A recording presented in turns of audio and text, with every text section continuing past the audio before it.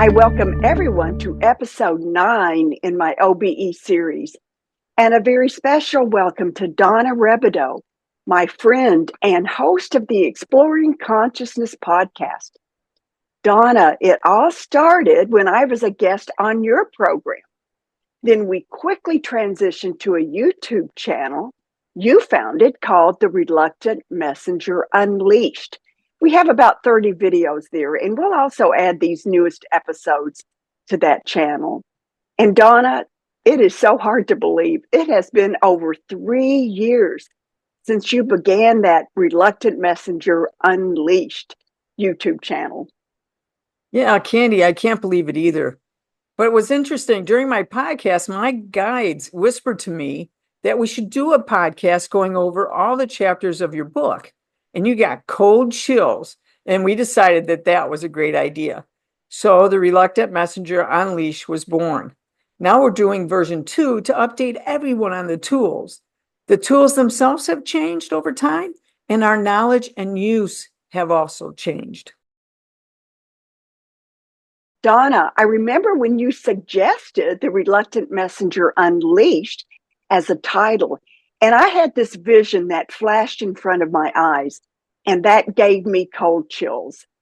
I saw this hunting dog like a pointer that was just tearing through this open field, and he was flushing out all these hidden flocks of birds. Those birds were silent.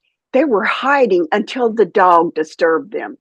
And this is exactly what we would do, and we did do. As we delved into my first book, we flushed out those hidden truths behind the stories. And as these new insights came, I realized that the information that we had was so valuable that I updated my first book, The Reluctant Messenger, with the findings that we discovered. So I replaced The Reluctant Messenger with the second edition. We stepped into those 5D spaces during our interviews. And as the series progressed, our guides sometimes surprised us, often in the middle of an episode. Donna, I'll never forget this, but do you remember when your screen turned green? Oh my gosh, yes. That was unbelievable, as it never happened in any of my other Zoom calls. It flashed several times, and we wondered what was going on. And it came at a time when you were talking about your angels and plants, right? Yeah, we were talking about this vision that I had about picking a flower. The messenger showed me the same scene in 2 different ways. In the first scene, I picked a flower, took it home, I put it in this vase of ice cold water. But I saw this from the perspective of the plant and the flower, and it felt so cold and so sterile. And actually, it was pretty brutal. But then, Donna, the second vision showed the very same scene. But before cutting the flower, I connected energetically and telepathically with the plant. I asked the plant for permission to take the blossom home because it was so beautiful. I loved it. When the plant gave me permission, yes, it gave me permission to take the flower, it also showed me where to make the cut. I saw this energy that came up from the roots, and then it went over to the branch, the little stem or a stalk, whatever, where the blossom was. And there was this little zigzag motion. And I realized it was not only showing me where to cut, it was sealing off the energy. So when I saw that, I cut the plant right there. I cut the flower. And then, so differently from the first time, I gently lifted the flower to take it home. Now, as I did this, there was this trail of beautiful pink and green sparkles of energy that followed the plant. Until we had that episode, Donna, I had not recognized the significance of this vision. These colors, the pinks and greens, are the colors I see when I connect with the angelic realm. But this vision of cutting the flower was so early in my journey that I had not even realized that angel connection to those colors. But when we're recording this episode and I'm talking about the golden sparkles and the pink and the green energy, I started thinking about the message that came with the vision. And the message was about our connection to source. And even though we might feel isolated at times, we are always connected to the greater good. It's always there, that connection. Now, at the time, I didn't realize the pink and green energy between the plant, which represented source, and the individual flower, representing us.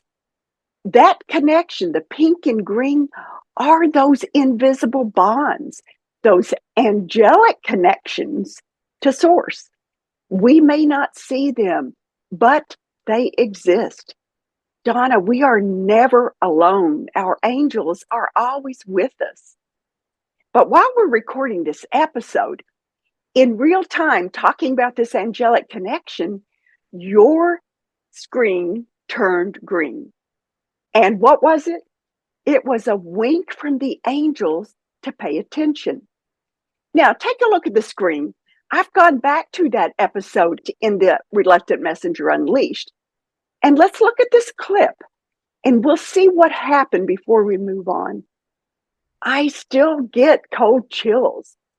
Your screen turning green was just one example of those magical things that occurred during the unleashing of my first book. And when we did our deep dive into the Reluctant Messenger, by the time we finished, we had this treasure trove of psychic tools. Now, I didn't know it. I didn't realize what they were when I had the experiences. But it's only your help, that we uncovered these. We summarized them in the last 2 bonus episodes on our YouTube channel. But Donna, you also took our tools and categorized them. That was brilliant, the way you did that. And now, 3 years later, once again, we have another larger perspective. And we see that some of the tools have changed and other tools have remained constant. I have a better understanding of how and why these tools work. And I hope that that understanding will help the audience.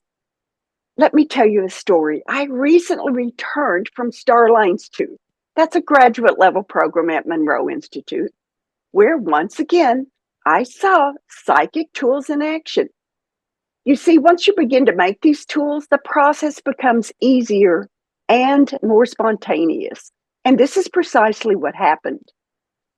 In an early exercise in Starlines 2, we were going to move as a group to focus levels 42 and 49. That's when I found myself shrinking so small until I was smaller than an atom. And next, this giant wall appeared, and it looked like it was like a crosscut of a giant honeycomb.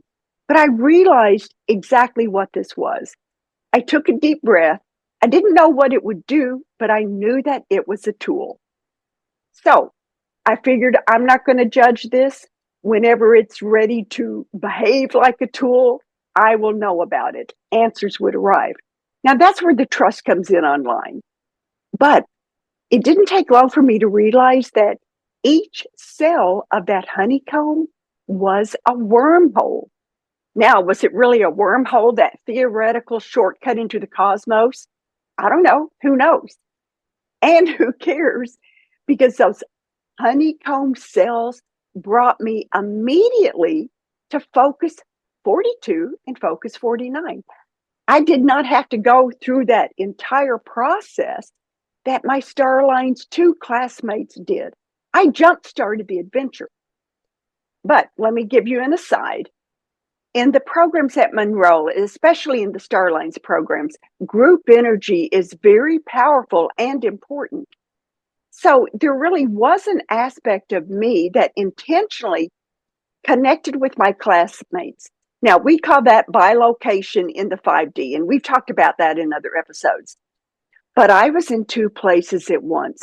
I was on Voyager 8, traveling with my classmates, while this other aspect of me jumped ahead to the destination by the way of that wormhole. So I did both. But back to that tool of a honeycomb.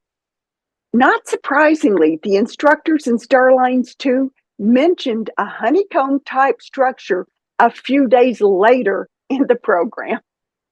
Candy, this is exactly what happens when we start to work together and bring our audience these tools, right? Absolutely. And Donna, although I'm always, I guess, astounded by these connections, it really should not be surprising. When we are in those 5D spaces, we are no longer bound by 3D time. So it's easy to pick up on advanced or future knowledge or activities. That was quite a lot, Candy. So let's go ahead and jump in with the foundations that you covered in these past episodes. Those concepts are key, not just in understanding, but in discovering new tools. So let's go ahead and share the changes we've seen, but let's start with a larger perspective, beginning with those 4 foundational principles. Okay, Donna, using that honeycomb wormhole example is a great way to transition to these principles, a change and upgrade from our earlier findings. By the way, we now have 4 principles, but I'm certain that too will change because as we evolve along with our understanding, so do the tools and the foundations. Now, take a look at the screen. I've discussed these foundational principles at length in the past episodes in this series, and our audience can go back and review these for more detail. These are the foundations for psychic tool development. They help us achieve an out-of-body state, but they also assist us as we navigate in those 5D environments.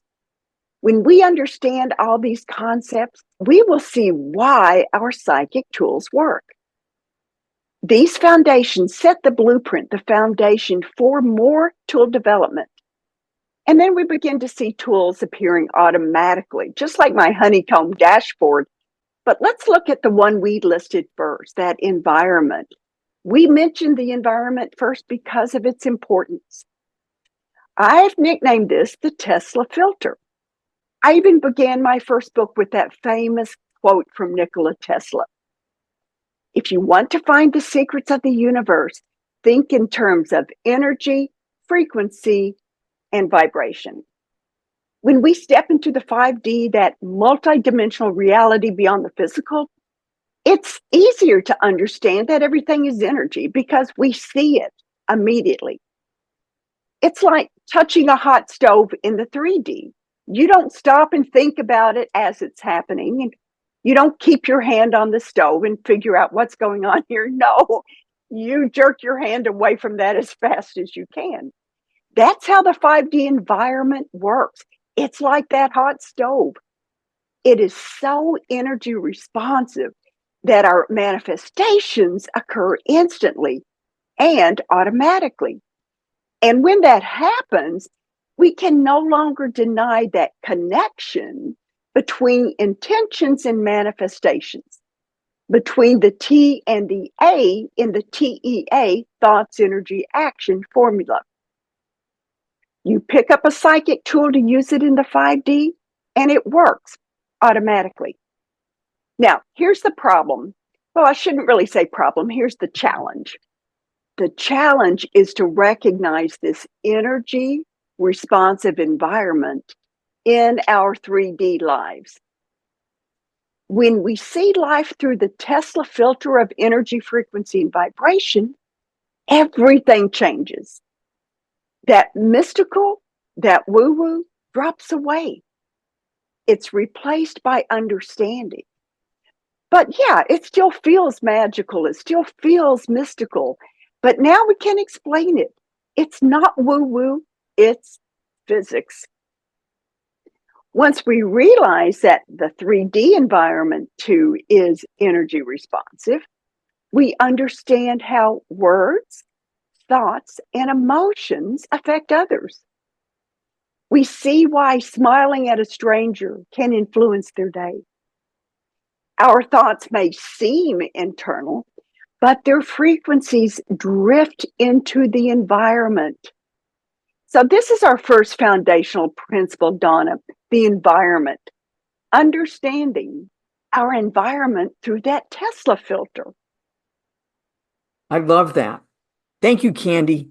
And what's remarkable, this is exactly what I was experiencing during my NDE concerning telepathic communication and the navigation. It's immediate. But what I would like to do next, it's my turn, and it's principle number 2, visualizing awareness, the POE, and timeline. And you guys know that I love the POE, the point of existence. Point of existence, the POE, is a concept the messengers gave Candy to visualize consciousness, to visualize awareness.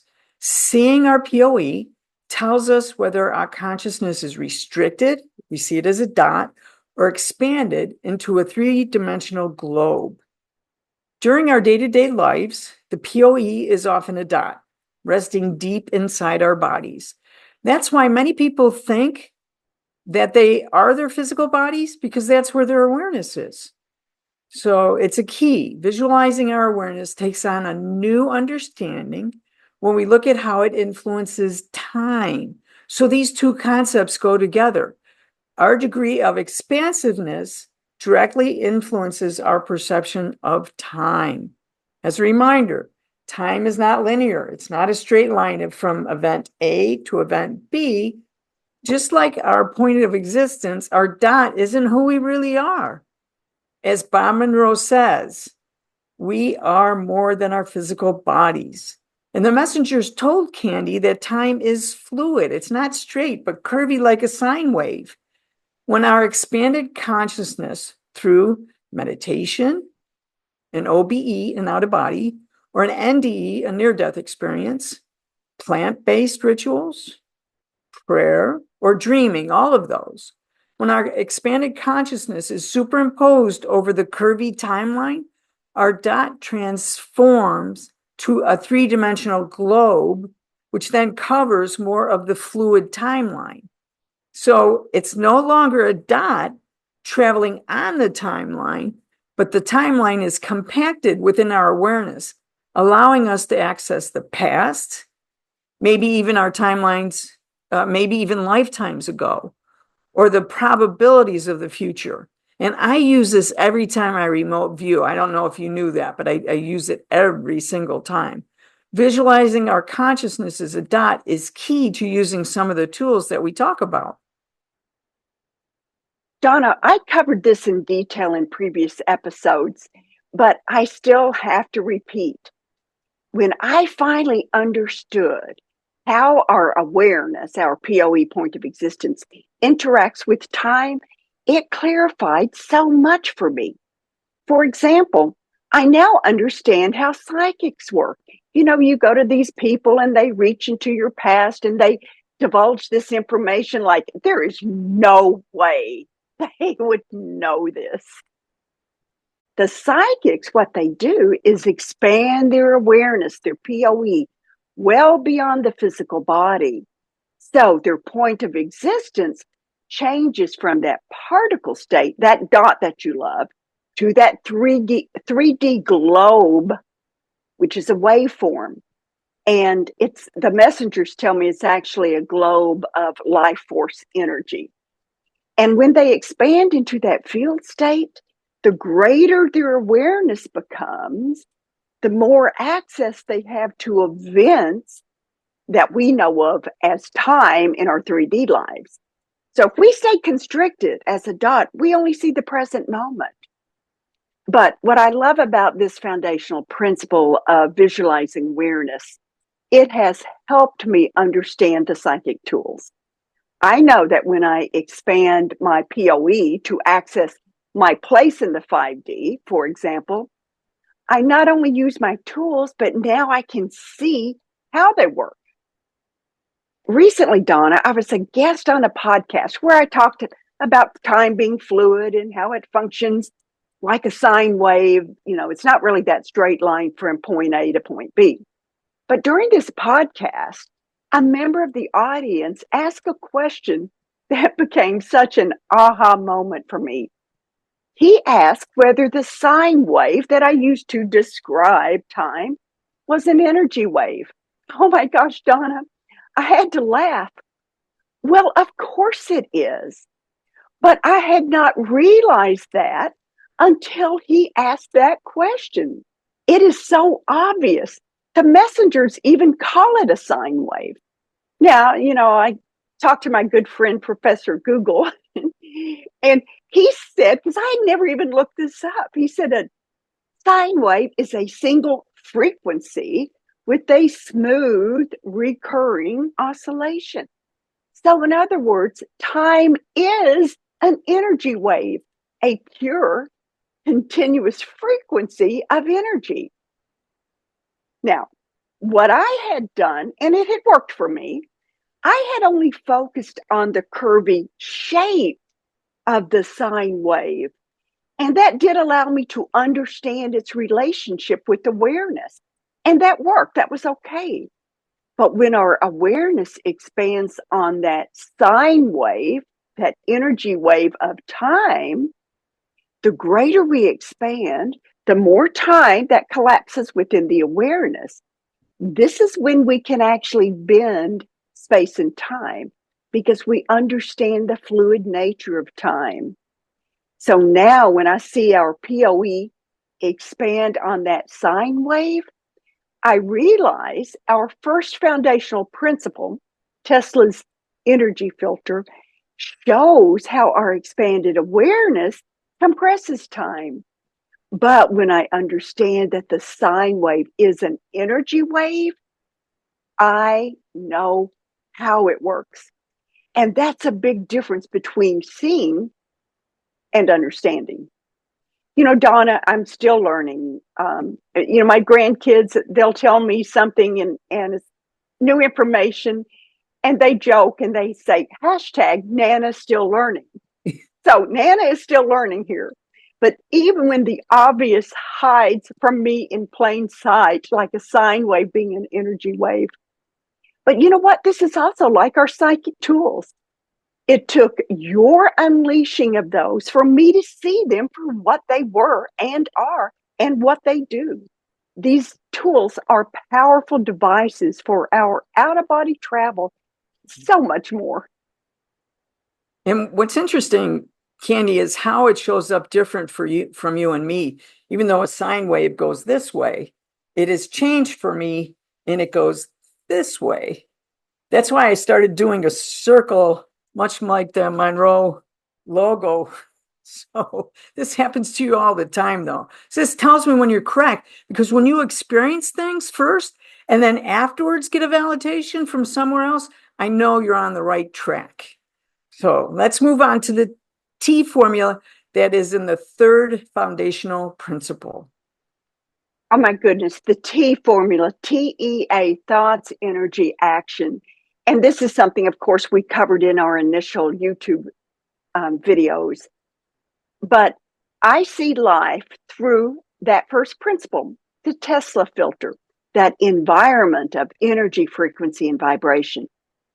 And that second principle of visualizing awareness with our POE and that curvy timeline, that helps me understand how I fit into life, 3D and 5D.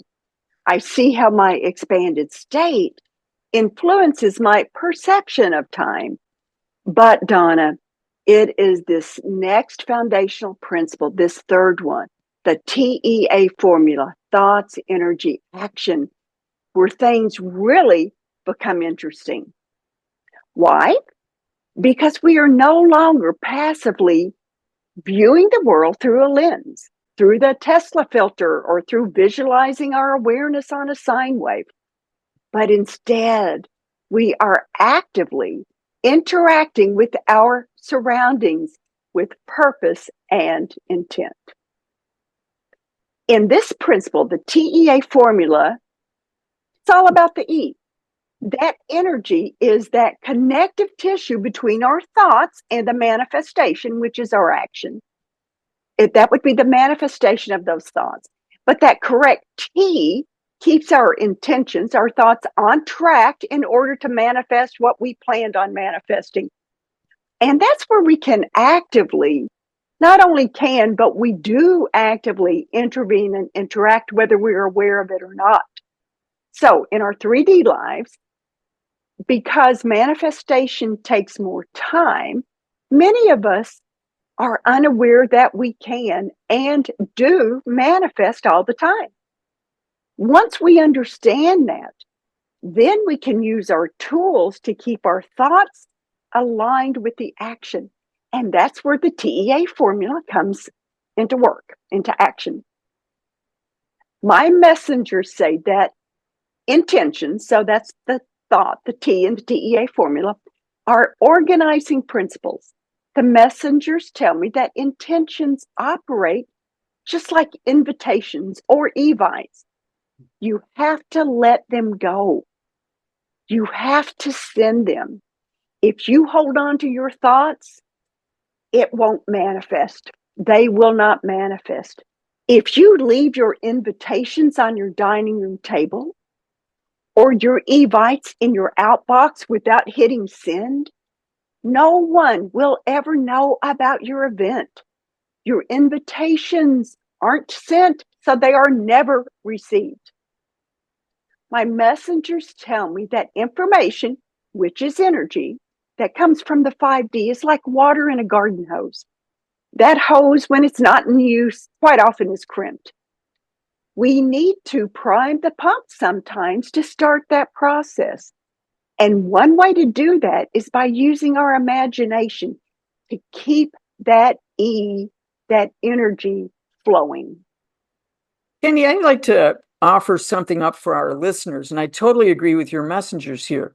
And it's about if you get stuck in that intention, if you get stuck or you can't get started, and you say this, use your imagination. You start with your imagination, then let the universe take over the journey, because it will move your imagination and let that garden hose really get pumping.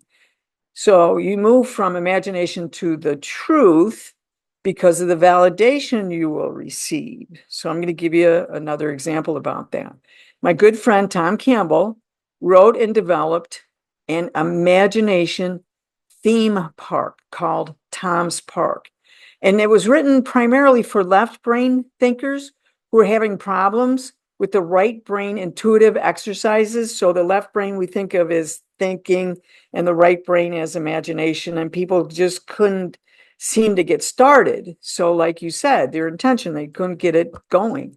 So I'm going to quote from his book, quote, Tom's Park is a training program, a game, a manual, a tool designed to help you develop your intuitive side, to work within an intuitive space without your intellect crashing in to spoil the process. It improves your ability to be creative and enable you to both solve complex problems and to see the bigger picture. It will help get rid of fear, gain confidence, and provide you with choices that will improve the quality of your consciousness. It folds right into what we're saying here. So it's a book and a map, and the purpose is to start using your imagination.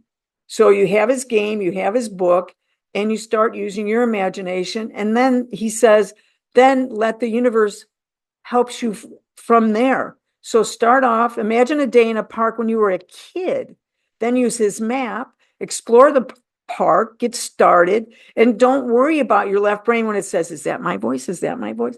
You just let your imagination start and just keep going, and the universe will take care of you from there. That is perfect. That is a great example, Tom's Park. And the fact that he even calls it a tool, it makes it even more special. But using your imagination is exactly what Tom says. That's what my messengers say. It's that starting point that primes the pump, like that garden hose the messengers tell me about. I love Tom's suggestion to use your imagination to what? Stop your intellect, your observer, from spoiling the process. Our intellect is often that voice of the observer telling us what's logical and what is not. forms us, think about this, based on our previous experience. But when we deal with the 5D, Donna, many of us are in new territory. So we don't have a foundation of past experiences. That's why we think we make it up. This is why the T formula, thoughts, energy, action, is so important. And all the foundational principles are, for that matter. The T formula lets us step back and see what energizes our thoughts. We cannot rely on intellect. Often there are no past experiences. So instead, we focus on what fuels our intention, that E in TEA. And understanding these underlying principles helps empower us and our out of body experiences. Now, it's really such an easy concept, TEA, but when we become aware of this formula, it can change everything. We realize, Donna, that we determine the energy we use. Now, of course, let me do a little aside here. I take no credit for this, and just like the POE and the time, all these concepts come directly from my messengers. That's why I know they're true. But they tell me that thoughts become things. They have said that, my messengers, over and over again. We see this when we're in the 5D, and Donna, you're like me, you're a frequent flyer in the 5D, but we're in the 5D, we think of something, boom, it's there, or go somewhere and we're there. It's instant manifestation. Like the times I've heard you talk about, when you're describing your NDE, you think of something and it happens. But this T formula also explains why things go haywire, why those best laid plans of mice and men sometimes take unexpected turns, and how we are the ones who actually derail those initial intentions. Sometimes it's precisely as Tom Campbell says, our intellect comes on board to try to explain the inexplicable. Now, I won't go into detail here because I covered this in previous episodes, but the quality of the E, the energy, is so important in tool development and OBE travels. My messengers say, for example, that the vehicle, the energy body we use in OBEs, depend on the fuel we use. Why take a trike when we can use a Lamborghini? And those are actually words they tell me they use. So why roll out of your physical body into a dense energy body and explore your 3D neighborhood when you can take a finer, subtler energy body and access divine realms where angels are and guides, or use that to explore the cosmos? Candy, what's interesting about this is you got me to understand my dense energy body. And it was really interesting because my acupuncture teacher told me the difference between using my needles I was using them in a difficult way. And he said, why are you doing that so hard? I want you to learn subtle touch. And I learned the subtle touch. So why didn't that apply to this? This is how Candy got me to understand my dense energy body. I told Candy, Candy, I'm trying to go out of body with some of these common OBE techniques, like rolling out of my body and going into my dense energy body and exploring my neighborhood. I just couldn't follow along, and I wasn't able to go out of body this way. And I'm telling her this.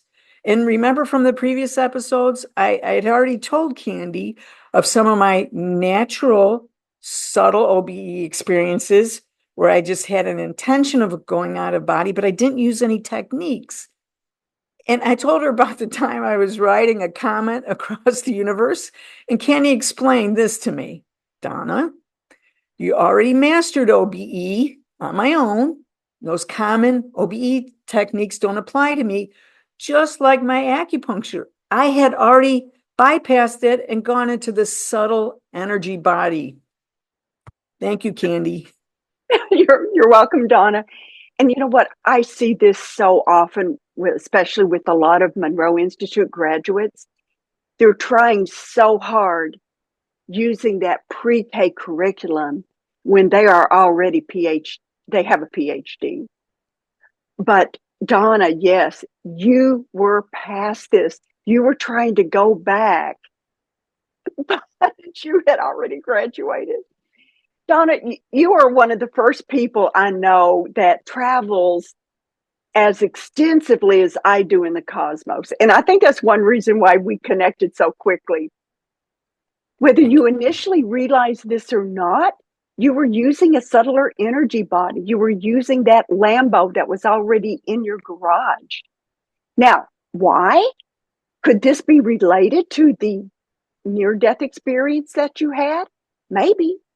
After all, in your NDE, you were in those extremely subtle realms.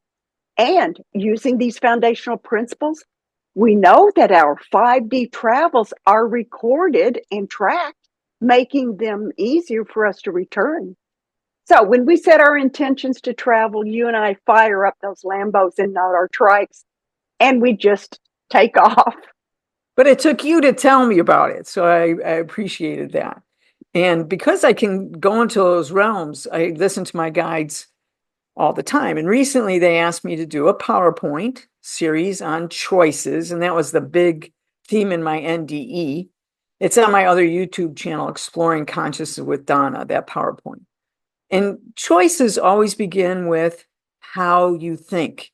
So in the choices, I'm giving them how-to instructions, and I have people start their journey using sticky notes and writing their thoughts. So as you go through the day, you have your sticky note, and you're going to write what you think about people, things, and you're just going to write just a real quick note. This happened, and I go home, and you're going to put all the sticky notes on your wall. And you're writing your thoughts. And I tell them to look at them after a few days or a week. And that's really going to be the core of their belief system. And from that, judgment, which become that fuel, which will become the quality of the fuel you use for action.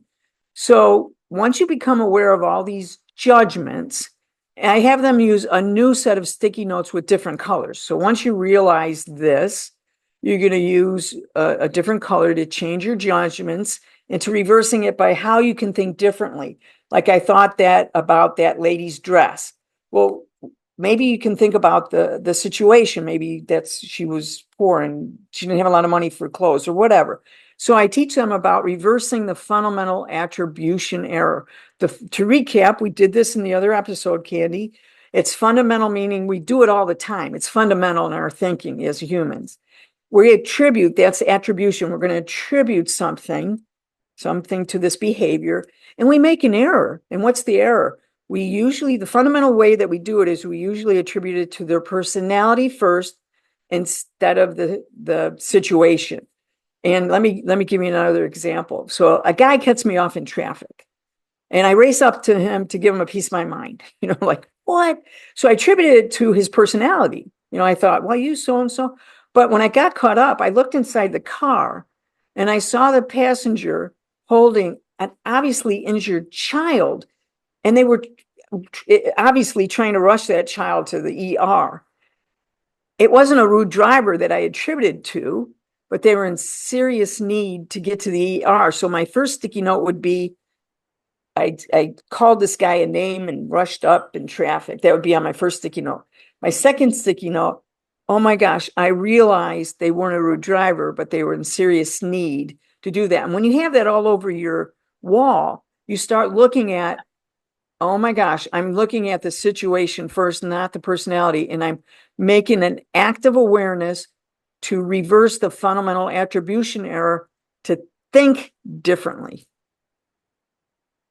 Donna, I remember when you brought up the fundamental attribution error when we did our podcast, and it's like, I'd never heard of that, and it was wonderful. Now, when you first mentioned sticky notes to me, I didn't quite understand how you were using them.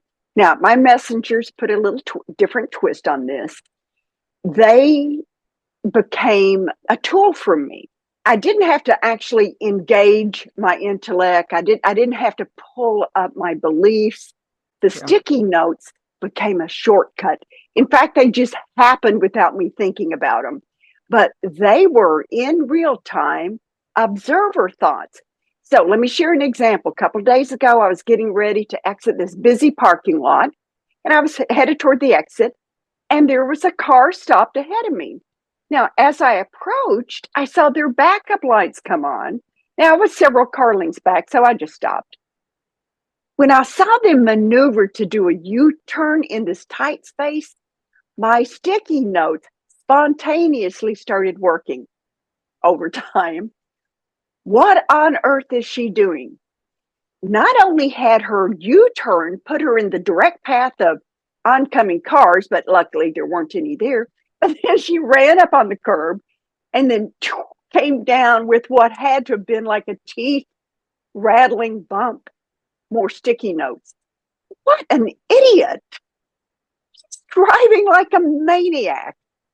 Now, my sticky notes are real-time conversations, things that you usually do not say out loud. Well, maybe just one word like idiot or maniac, but I stayed back, giving this crazy driver, another sticky note, a wide berth. As she passed me, she looked at me and shook her head, no. And my first thought was, uh-oh, did she hear my critical thoughts? Another sticky note.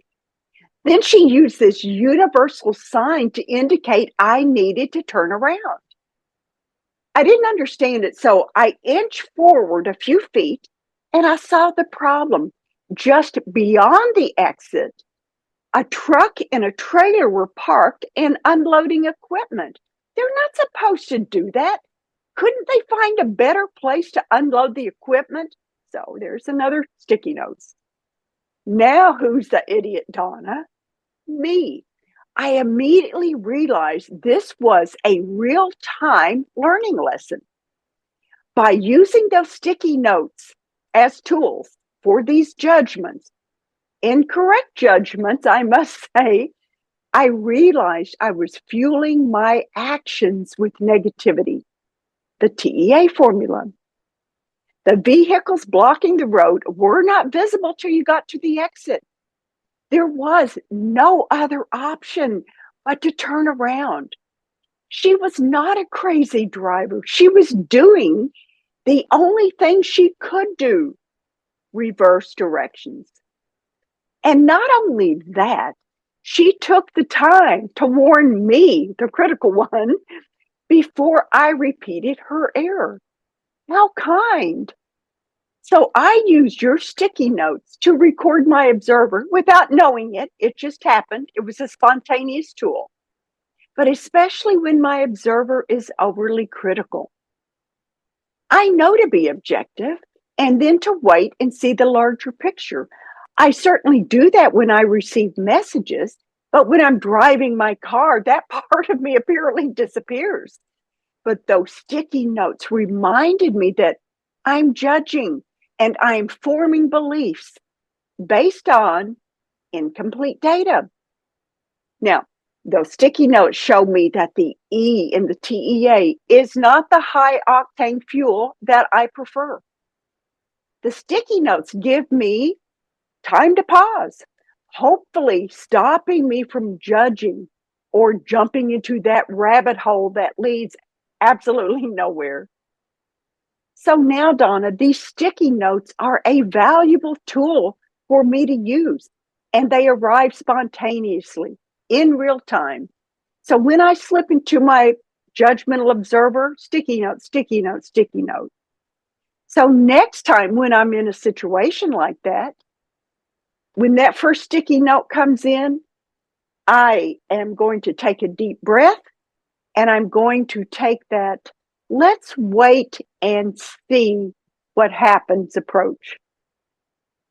So beginning with this foundational principle of the TEA formula, we take charge.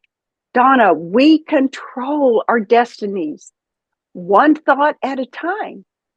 You could say one sticky note at a time. That sticky note gives us a clue about the E, the energy in TEA. I think of the E as emotion. energy in motion. If we have a thought or an intention and we fuel it with the energy of doubt, so a lower emotion or vibration, it's like using water instead of gasoline in a car. You'll never reach the action. Your thought goes nowhere. It stalls. Your thought or intention gets derailed.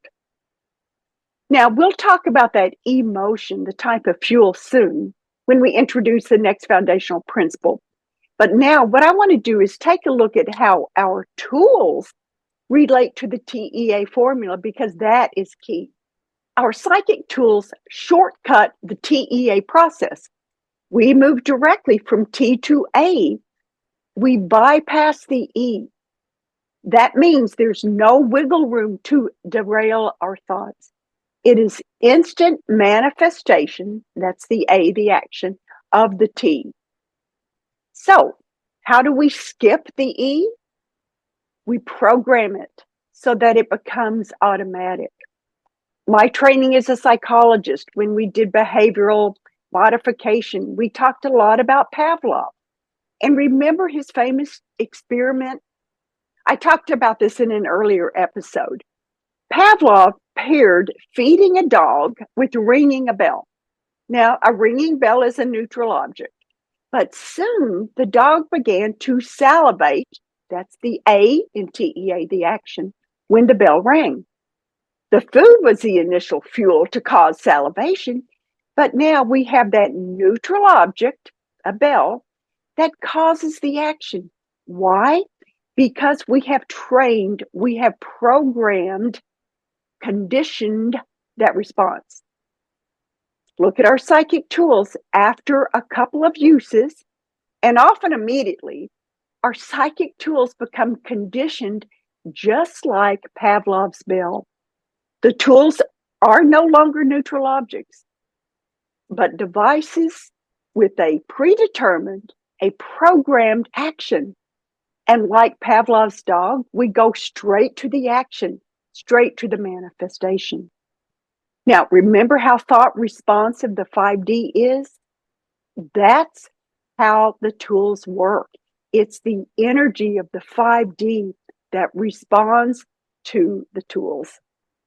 Again, we can use Pavlov, we can use T, we can use what I said in choices.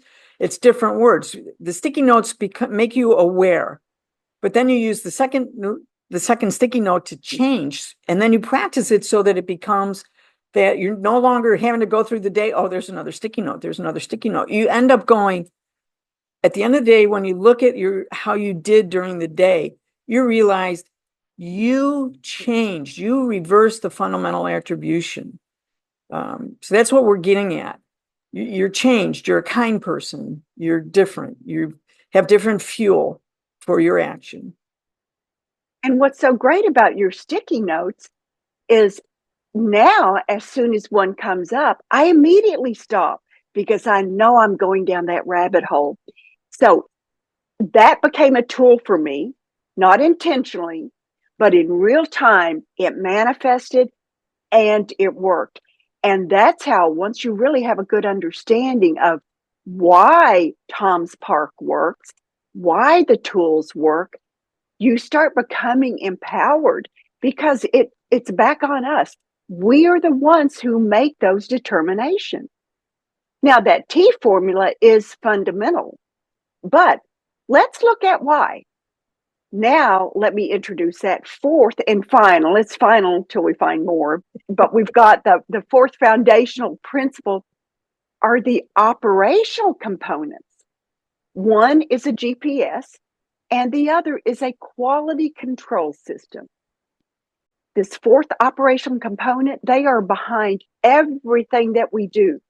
And they are always on, always running in the background of our lives, even when we're sleeping. But once we become aware of these operational components, we can use them.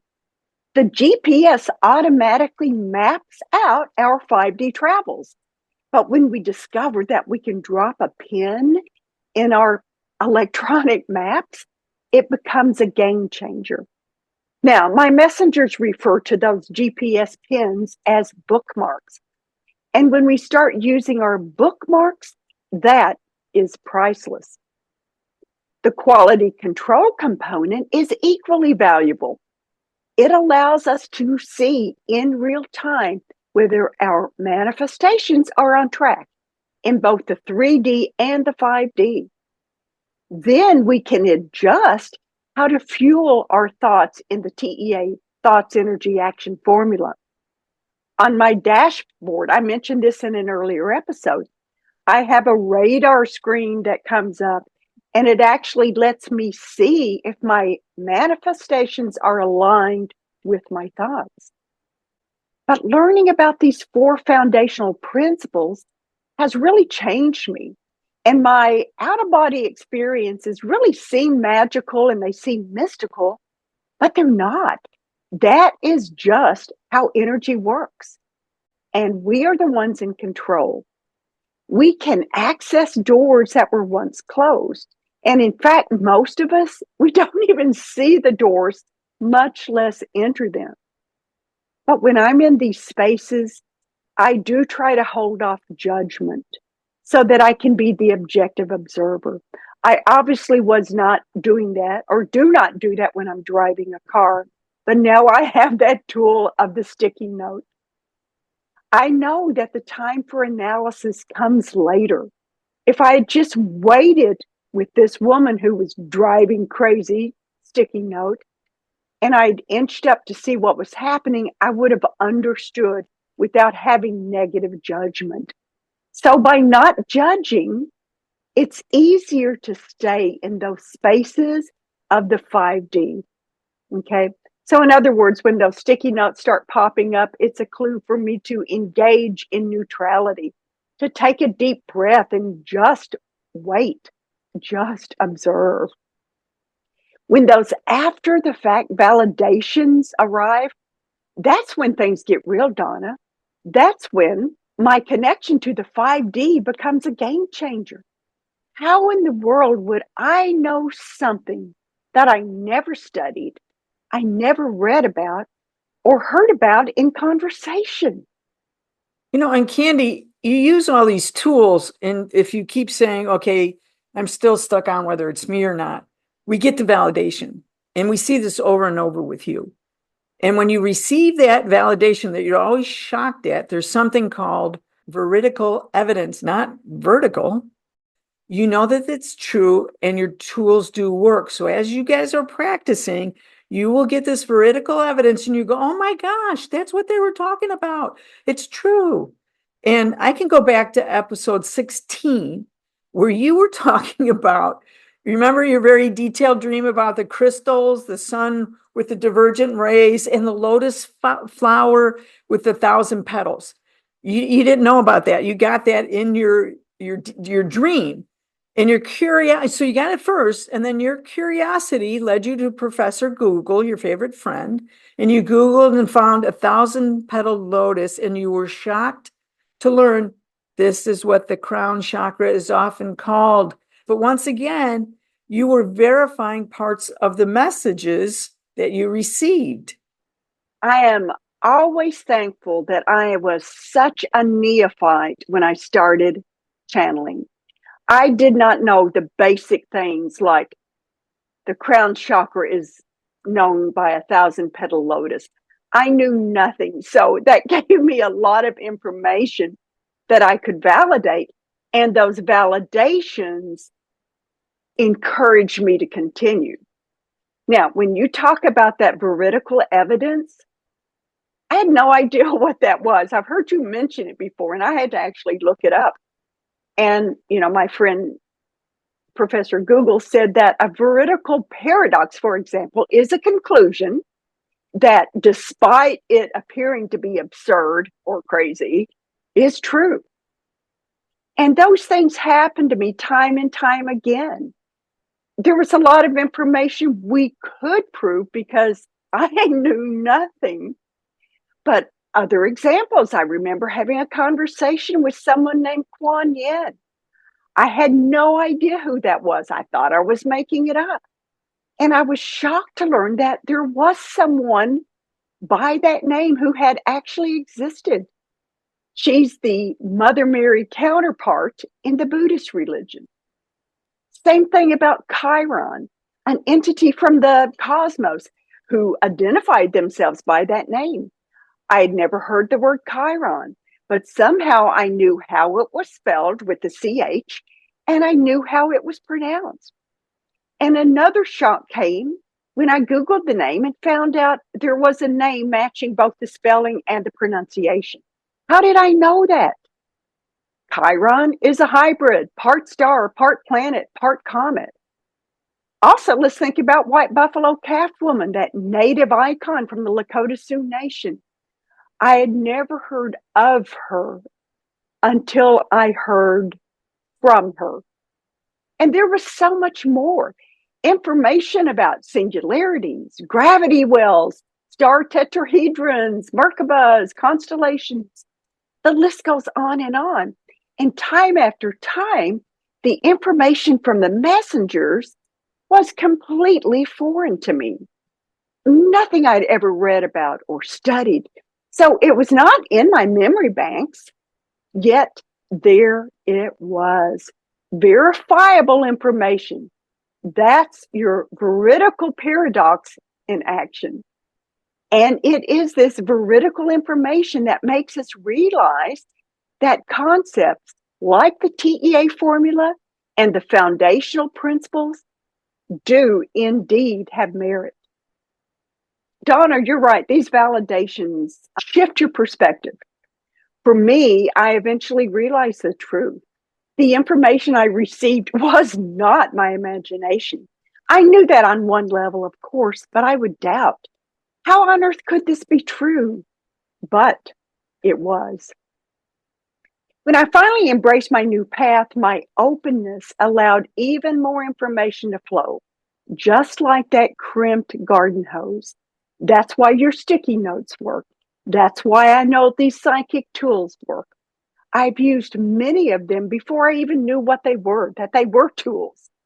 My messenger showed them to me along with formulas describing why and how they work. So the foundation for this work was from the messengers, but for me, it was also experiential. I know what I know. These are tools. They work. I've seen them work. Donna, what you bring is such a beautiful balance. You bring to the table that broader perspective and the validation. Some of the experiences that Donna and I have cannot be verified, yet those we did validate, they taught us to trust. And that trust goes a long way in keeping us open to our paths of discovery. Now, of course, we always use discernment in any relationship, whether it's in the 3D or the 5D. If our hearts say that something doesn't feel quite right or we're not comfortable if it feels off, we go with our internal guidance system. But the messengers have proved to me, and I dare say Donna, that the information they share is reliable, valid, and trustworthy. Well, Candy, I really like that. And you've taught us about trusting ourselves. We have to trust ourselves like you do and you did. Just trust, and you will find validation afterwards. If you can, then use these tools until they become natural to you. This is what brings us to these teachings. Trust, validate, sometimes not, and repeat. You can also show that you can start with your imagination and look for the signs of veridical truth. After you experience them with these truths, sticky notes and change, all of this. And together we make a great team, Candy. Oh, yes, we do. We make a great team. Okay, so now we have discussed those 4 foundational principles for OBE adventures, for messages, and it looks like a good place to end this episode. In our next recording, Donna and I will address all those tools. Not all those tools, they're always growing, but we'll address some of the newest tools that we've looked at. We're going to look at some that we've changed, and we're going to look at some that have stayed the same. So until next time, Remember the importance of being kind. Look at life through a different set of lenses and see how your life will change. We thank you, as always, for participating, for subscribing, liking, sharing, and commenting.